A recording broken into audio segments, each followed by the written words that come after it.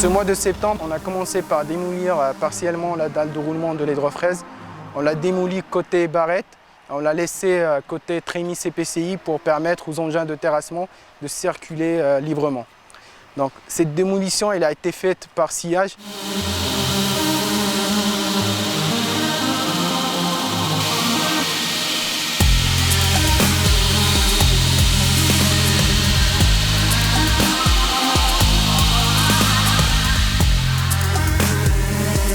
Après, on a évacué les dalles par des bennes avec une grue mobile qui était installée sur un disque partiel.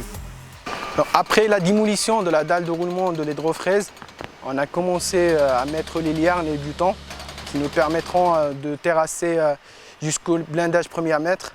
Et donc, après ces terrassements, on a commencé à mettre la paroi berlinoise en HEB 100 qu'on met entre les profilés berlinois des pieux.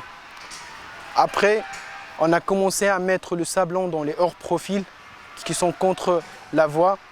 Ces sablons, on les met avec des passes de 50 cm.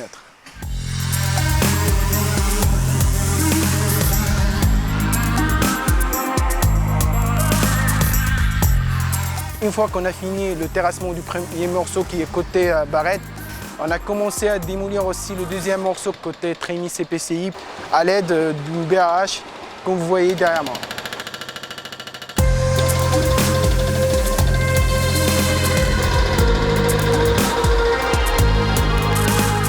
En parallèle du terrassement de la file F, nous avons commencé à réaliser le portiquat file F. En fait, le portiquat file F, c'est un voile suspendu entre deux voiles existants pour ne pas apporter des charges supplémentaires à l'arrêt watt. Pour réaliser ce portique, nous avons commencé par des travaux préparatoires qui consistaient à repiquer tous les voiles existants pour faire sortir les manchons. Ensuite, on a commencé le ferraillage du portiquat. Le ferraillage se fait pendant les nuits, pendant les interceptions de voies et les consignations de caténaires, parce que toutes les phases de levage se font en nuit en ETC.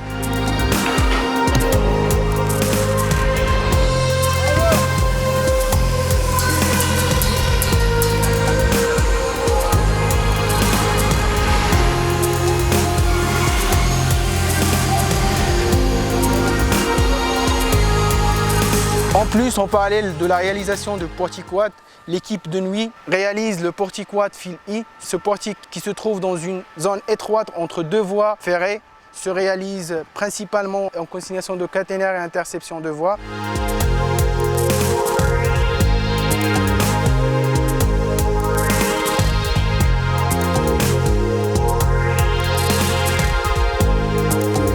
Alors pour la file G1, comme vous le savez, on a fini la réalisation du voile et du chevêtre.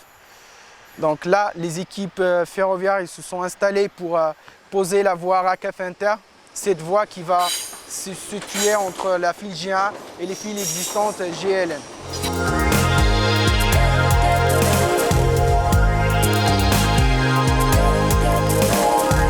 En ce qui concerne la poutre témoin, on a fini ce mois le deuxième proto. On a rempli le béton du U évidé et là on est en train de scier le deuxième proto pour permettre son ouverture très prochainement. Ces deux prototypes de poutres témoins vont nous permettre de valider toutes nos méthodes de mise en œuvre du ferraillage et de bétonnage. En ce qui concerne l'aire de préfab Brunzeau, ce mois-ci on a fini l'aménagement de l'aire en faisant une dalle qui reprend le niveau et en installant tous les fonds de moule. Donc là, toutes les équipes ils ont commencé à ferrailler la première poutre, à savoir la PN 42-1, et ils se préparent pour la deuxième poutre et pour les autres poutres qui suivent.